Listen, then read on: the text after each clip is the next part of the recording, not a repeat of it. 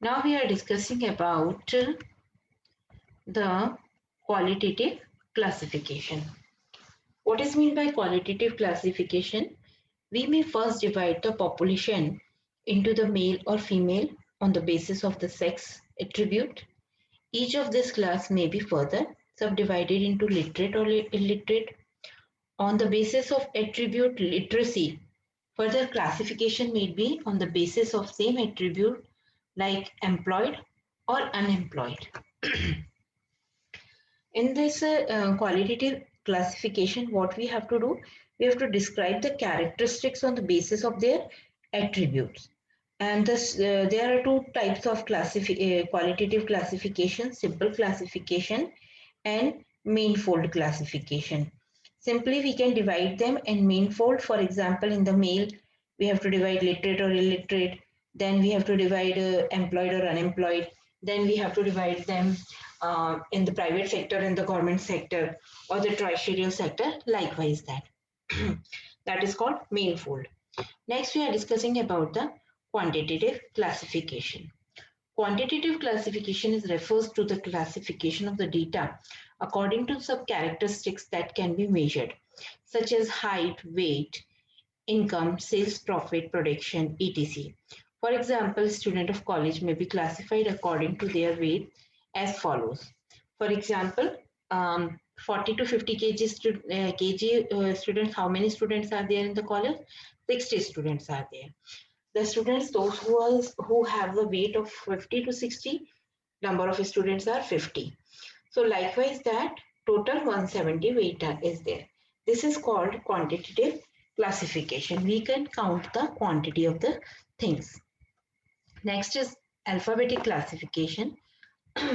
Alphabetically, if we are arranging something, then we can call it alphabetical classification. When the data is arranged according to the alphabetical order, called alphabetic classification. Here, when the for example, Andhra Pradesh, this 147, density of the population, if we are asking. According to the, you can say according to the geographical, if we are divided them. So first of all, we have to take the Himachal Pradesh, then we have to take the Haryana, then we go through the Gujarat, then Bihar, Assam, Andhra Pradesh, then in the last Kerala. If we are going through the according to the density of the population of the quantity, so what we have to count first of all. First of all, we have to count about the 548. Okay, because its quantity is too much is there. So according to the quantity, if we have want to classify them, then we have to take 324. Then we have to take 225. Then we have to take 157, then 150, then 136. In the iron, we have 162. But what we are doing according to the alphabetically. So first of all, we have what we have taken here: A, then we have taken B accordingly. So this is the thing that we have discussed here. So there are four types of classification: geographical, chronological, quantitative, qualitative, and one more is there, alphabetical. According to the, we can arrange the data according to the alphabetically. So previously we have discussed about the types. Now we are discussing about the characteristics of good classification. What's good classification? Comprehensiveness, clarity, homogeneity, suitability, stability, or elastic. Means the whatever the data we are classified them. What we have to do?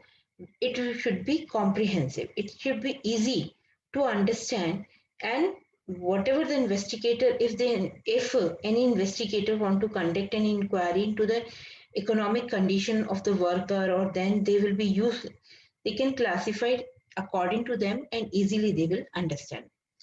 Clarity should be there. If the clarity is there, so the person, those who are analyzing the data, they will not confused. So it is not difficult to them that so what we have to do, according to the common group, we have to divide the data. Next is homogeneity. A classification is set to the homogeneous if a similar items are placed in a class. So all the units belonging to a group should exhibit similar characteristics.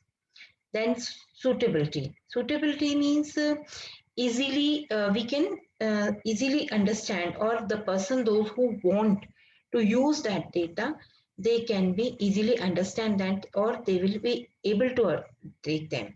So that is called the suitability. Stability. The principle of classification was decided one should remain throughout the analysis, otherwise it will not possible to get the meaningful result. Elasticity. The good classification should be capable of being the adjust according to the changed situation and the condition. So these are the characteristics of good classification. Now we are discussing about the concept of variable. What is variable? And the maths already you learn about the variable. The thing is there. A characteristics or a phenomena which is capable of being measured and change its value over time, it is called the variable. Discrete variable, continuous variable. So first of all, again I will tell you about what is the variable. For example, a variable refers to a quantity or the attribute whose value varied from the one investigation and another. For example, price is a variable as price of a different commodity in different. Age is a variable as age of different students varies. Similarly, some other variables are also there. Height, weight, wages, expenditure, imports, production. So these are the different types of variable. So now we are discussing about two types of variable here, discrete variable and the continuous variable. Discrete variable. Discrete variable are those variables that increase in jump or in the complete number. No fraction is possible. Example, number of students in class, number of cars at showroom, that is etc 1 to 10 or etc. Variables which are capable to take in only extra value, not any other fraction value, are returned. It is a discrete variable. Continuation means that. So for example, 1, 5, 2.75, that is all a discrete variable. Next is continuous variable. Variable that emutes a range of a value or increase one in jump, but continuously or in the fraction are called the continuous variable. For example, height of the boy is 5.1, 5.3 and so on. Mark in the range from 0 to 10, 10 to 15, 15 to 20. In the continuous variable, what we are doing, we will take the range, and according to the range we have to divide the students in them. So that is called the variable. Statistical series is systematic arrangement of a statistical data. It is called statistical series. Raw data, collection of data originally. It is not cured, it is not arranged, that is called raw data. Series, arranging of raw data in different classes according to the given order or sequence. It is called series. Conversion of the raw data into the series. Individual series without frequency, frequency series, or series or with frequencies. These are the types of when we are arranging the data in them. First of all, frequency. Frequency refers to the number of times a given value appear in the distribution. Suppose there are 20 students in a class. 9 have got 70 marks, 6 have got 85 marks, 5 have got 92 marks. So what is the frequency? 965 respectively. Okay. So that is the thing that is called frequency series. Now we are discussing about the individual series. So individual series are there that can help us to arrange the raw data individually with the frequency. So that is why it is very important to understand it. There are in individual series, actually we have listed the things in given item in the separate value of measurement. There are two types of series, organized or unorganized. Unorganized means any value you have written anywhere, likewise that 30, 40, 50. So first of all, we have to write 50, then the 30, then 17, then 18, like that. So that is called unorganized individual series. Organized individual series can be divided into two parts according to the serial number, or we can use any mathematical tool like example ascending order, or smallest number in the place first, descending order, or highest number in the place first. Likewise that we will arrange the series, arrange the marks. So what happened? The individual series can be expressed properly. Here example, serial number 1, 2, 3, 4, 5 is given, marks of the student is also given. If this can, we can arrange it like that in the ascending order, for examples, then 15, 25, 30, 30, 15, 25, 25, 30, 30. So we can arrange likewise them also. Frequency series. Frequency series of two type. Already we have discussed about the discrete series and the frequency distribution. Frequency distribution, now it is constructing the continuous series and come across like that. It is given here. For example, each given internal is called 0 to 5. The classes are given here. Each given internal is called the classes, or classes are showing likewise that 0 to 5, 5 to 10. So this is called the class. Class limit, there are two limits, upper limit and lower limit. Upper limit, this is upper limit, and this is lower limit.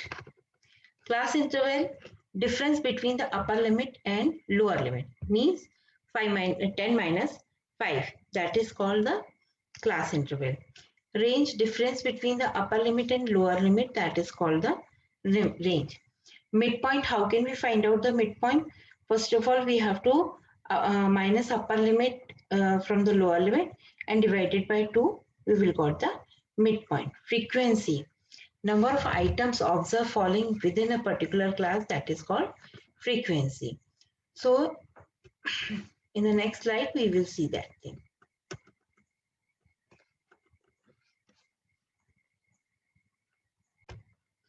So we learn about some main key terms of the continuous series. When we are making the continuous series, we have to follow all these type of terms for them. Now we are talking about the inexclusive series. What is mean by inexclusive series? Exclusive series. Exclusive series exclude the upper limit of these classes. All the items of the classes are included in the class itself. Example, 0 to 10, 10 to 20, 20 to 30, 30 to 40. Means in the continuation, it will be there. For example, if the class range is finished on the 10, then the another class is started from the 10. And the difference between both the class, all the classes will be remain same. So this is called the exclusive series. So we have to discuss about the exclusive series, means where the classes of the type 0 to 10, 10 to 20, 20 to 30, 30 to 40, whatever is there, within the upper limit of the one class interval becomes to the lower class limit of the next class are known as exclusive classes. Such classification ensure continuity of the data, because the upper limit of the one class is the lower limit of the succeeding next class. So the class interval needs to be maturely exclusive. To keep the various class intervals are maturely exclusive, the observation with magnitude greater than or equal to lower limit but less than upper limit of the class are included in it. If the lower limit of the class 10 and the upper limit of is 20, then this class will be written 10 to 20. So this is called the exclusive class series. Now we are discussing about the inexclusive class series. Inclusive class series, what is the inclusive class series? Upper class limit of the classes are included in the respective classes. For example, 0 to 9 is there. After then, next class is started from 10 to 19. Next class is started from 20 to 29. We means they are not connected to each other. So the last class interval, the last range of the first limit, it is not the for the next. So this is called inclusive series. Next is open and ended classes. So we will discuss this about in the grade with the example I will